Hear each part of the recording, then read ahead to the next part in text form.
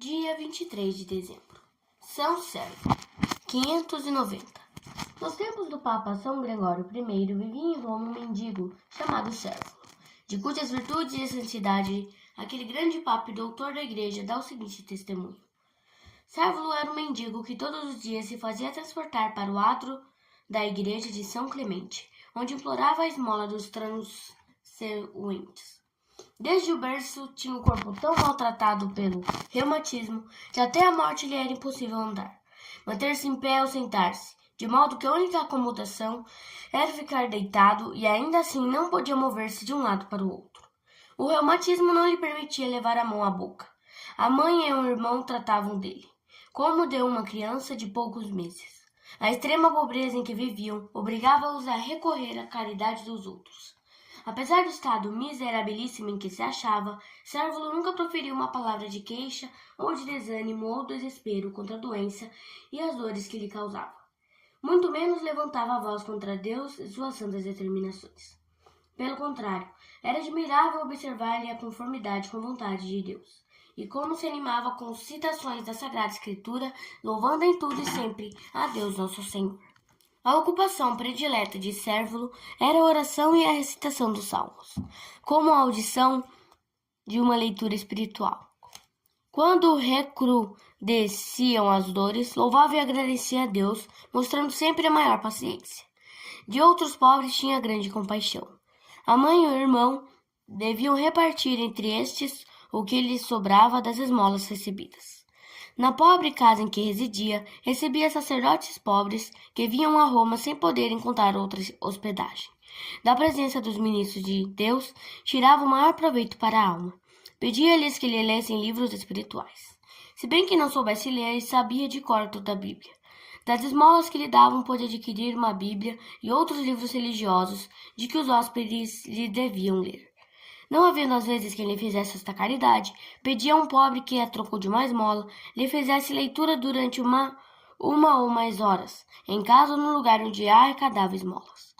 Dessa maneira adquiriu um vasto conhecimento da ciência dos salmos e conservou-se a si próprio no constante exercício de uma penitência imperturbável e heróica até o fim da vida. Durante muitos anos, Deus apresentou ao mundo cristão um modelo exemplar e admirável de paciência na pessoa do seu devoto Sérvulo, até ao dia em que o chamou para receber a recompensa eterna. O mal que o cruciava atacou também os órgãos interiores, causando-lhe horríveis dores, que terminaram com a morte. Sérvulo não se iludia sobre seu estado e, embora a vida lhe fosse uma preparação contínua para a morte, sentindo-o aproximar-se, redobrou de zelo para ter uma morte santa. Fez tudo que um bom cristão em semelhantes circunstâncias deve fazer, e numa noite chamou à cabeceira todos os sacerdotes que se achavam em sua casa e convidou-os com muito empenho a cantarem alguns salmos, pois a morte estava perto. Os sacerdotes satisfizeram-lhe o desejo e cantaram os salmos, no que eram secundados pelo moribundo, cuja voz estava quase apagada. De repente, parou e clamou em voz alta: Silêncio, silêncio! Não estáis ouvindo os anjos cantarem? Não ouvis como louvam e bendizem a Deus, seu Senhor? Levantando o rosto transfigurado para o céu, como se visse o cortejo dos anjos e lhes ouvisse os cânticos maviosos, exalou o espírito. No mesmo instante, do cadáver do santo se desprendeu um perfume deliciosíssimo, que causou a admiração de todos que estavam presentes. Era convicção de todos que a alma do santo voara para o céu, acompanhada dos santos anjos, pois era a recompensa bem merecida da pureza e santidade de sua vida, como da paciência e conformidade com que levara a cruz da moléstia.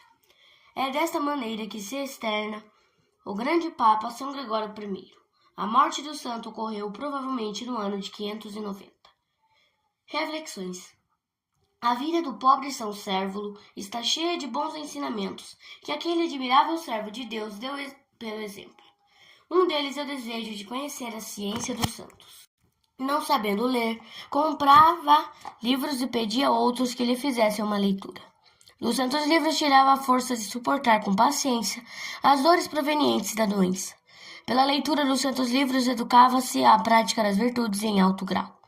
É incalculável a utilidade para a alma da leitura de bons livros.